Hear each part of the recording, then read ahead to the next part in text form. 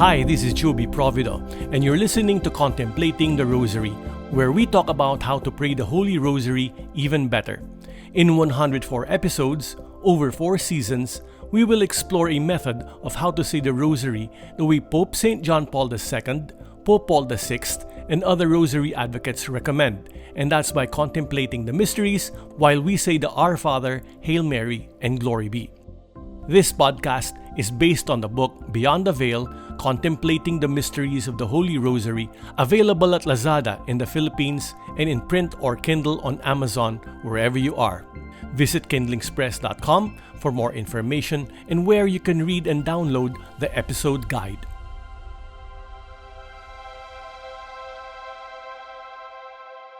This is episode 81 of the series, the third episode of season 4. It's nice to have you back here listening in on the final stretch of how we can pray the Rosary the contemplative way. Today, we'll explore the second joyful mystery, the Visitation. In this episode, we'll imagine what Mary was doing when she was with Elizabeth for 3 months. The Gospel of Luke tells us that right after Mary consented to become the mother of the Messiah, she went in haste to Judea. When we combine the facts that Mary knows Elizabeth was 6 months pregnant and that Mary stayed with Elizabeth for about 3 months, it isn't far-fetched to think that Mary went to Judea to help with Elizabeth's last trimester until the birth of John the Baptist. Mary could have even assisted in that birth and after. In Greek culture, there is a woman called a doula, whose role is to assist pregnant mothers come to term. She isn't so much a medical assistant, but there for emotional support and helping with tasks. Since the world was being Hellenized during the time of Mary, it wouldn't be difficult to imagine that this was adopted in the cultures the Greeks influenced. Until today, there are still Jewish doulas who help in the physical tasks during pregnancy and even childbirth. Another role they play is guiding the pregnant woman through the female purity laws and helping her keep within the laws. One of these laws is that a male cannot touch a woman if she is bleeding. This would mean that a male cannot help during the childbirth. This is why Jewish births are always assisted by female helpers. Some Jewish doulas call on traditional blessings from the Psalms and other Jewish texts, such as the Talmud. This is to bring comfort and solace during pregnancy and at the time of birthing.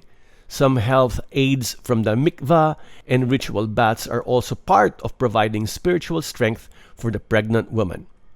How wonderful it is to imagine Our Lady going to Judea to do this for Elizabeth, Our Lady whom we call Comfort of the Afflicted and Solace of Migrants, reads from the Psalms to Elizabeth. She helps Elizabeth moving about and helping ritual baths. Here, her mere presence becomes a solace for Elizabeth in this time journeying from pregnancy to motherhood. We can even imagine Mary being there when John the Baptist was born. Maybe she even helped delivering the baby herself. Imagine John the Baptist so physically close to the Lord in Mary's womb when she carried the newborn baby.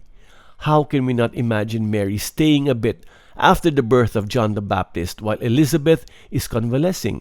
How wonderful to imagine Mary changing the diapers of John the Baptist, or whatever it is they were using at that time. In the reflections on the glorious mysteries on this podcast, we talked about a bit of Bible history where God chose kings to protect Israel against her enemies. In the book of Kings, every time a king is mentioned, his mother is also mentioned. And that is because the king's mother was the great woman, the equivalent of a queen. If we rewind a bit the events leading to the visitation, Mary was told she would be the mother of the king by the angel Gabriel. Without the angel needing to say it, it was also an announcement that she was to be queen in her son's kingdom. And what does Mary do right after this? She doesn't have a family meeting to tell them what was just revealed to her. She didn't call her friends for a party to rejoice because she will be queen. No, she went in haste to serve her cousin Elizabeth.